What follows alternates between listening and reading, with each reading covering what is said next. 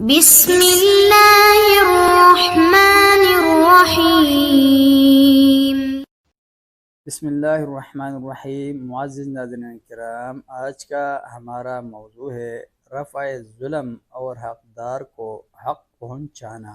ارشاد نبوی صلی اللہ علیہ وسلم ہے، اللہ تعالیٰ اپنے اس بندے کی معاونت کرتا رہتا ہے جو اپنے بھائی کا تعاون کرے۔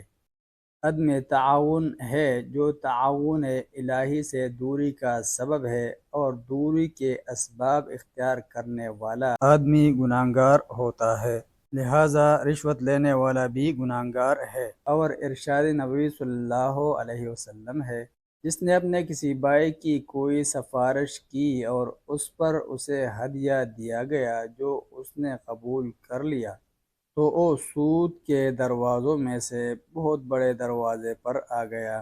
جائز سفارش کار ثواب ہے اور کبھی واجب بھی ہوتی ہے، اور سفارش کے عوض میں ہدیہ لینے کو سود کی طرح حرام قرار دیا گیا ہے۔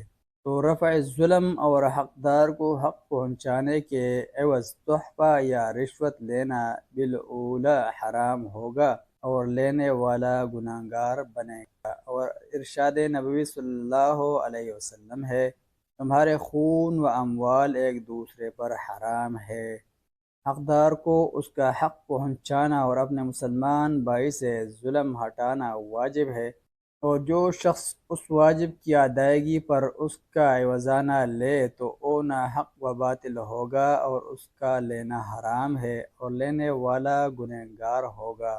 اور ارشاد نبوی صلی اللہ علیہ وسلم ہے، کسی شخص کے لیے اپنے کسی بھائی کا مال اس کی رضامندی کے بغیر حلال نہیں ہے۔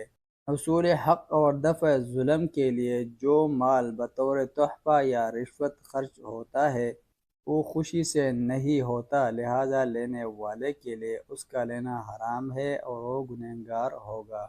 اور ان مخصوص حالات میں جواز رشوت کا دعویٰ کرنے والے دلائل سے تہی دس بھی نہیں، جن کا خلاصہ یہ ہے کہ نبی صلی اللہ علیہ وسلم کا ارشاد ہے، تم میں سے کوئی شخص میرے پاس سے صدقے کا مال بغل میں دبائے نکل جاتا ہے، حالانکہ وہ اس کے لیے آگ ہے۔ حضرت عمر رضی اللہ عنہ نے عرض کیا، اے اللہ کے رسول صلی اللہ علیہ وسلم، جب وہ مال اس کے لیے آگ ہے تو آپ دیتے ہی کیوں ہیں؟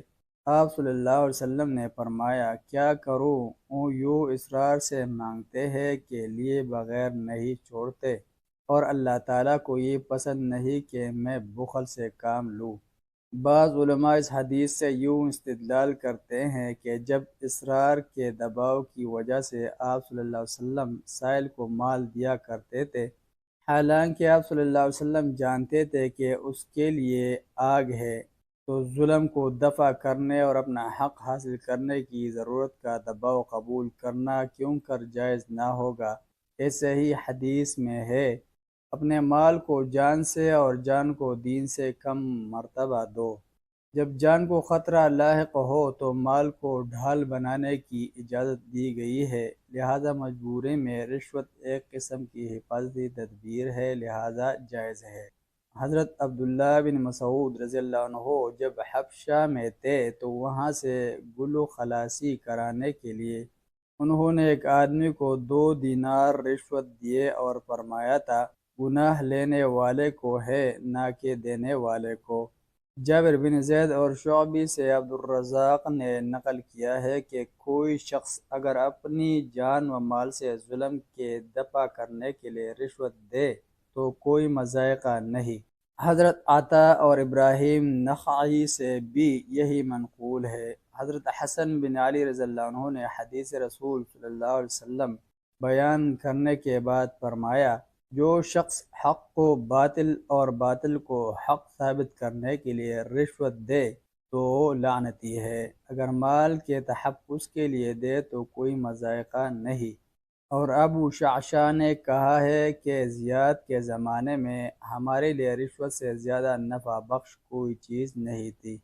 امیر صنعانی نے بھاگے ہوئے غلام کو پکڑنے اور خصومت میں وکیل مقرر کرنے کی اجرت پر قیاس کرتے ہوئے حصول حق کے لیے رشوت کے جواز کی رائے نقل کی ہے۔ حضرت وہب بن منبع سے بھی دین اور جان و مال کے تحفظ کے لیے مجبوراً رشوت دینے کے جواز کی رائے منقول ہے، اور ان آثار و روایات کے خلاف کسی سے کچھ منقول نہیں۔ مزید تفصیل کے لیے دیکھیے رشوت عظیم جرم صفحہ 84 تا 100۔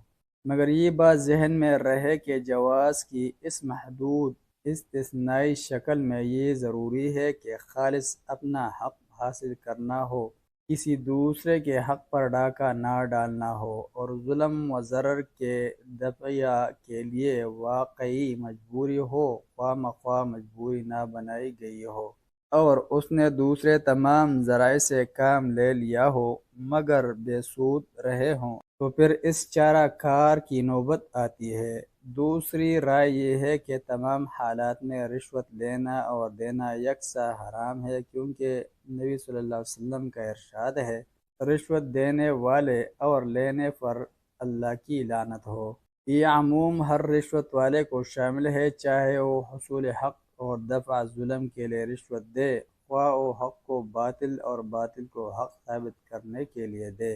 اور ارشاد الہی ہے، لا تأکلوا اموالکم بینکم بالباطل، اپنے مال کو آپس میں ناحق طریقے سے نہ کھاؤ، جبکہ رشوت لینے والے کو مال دینا ناجائز اور باطل طور پر مال کھانے میں اس کی مدد کرنے کے مترادف ہے، اور دینے والے کی یہ حرکت لینے والے کو گناہ کے گڑھے میں گرا دیتی ہے، لہذا دینے والا بھی گناہگار ہے۔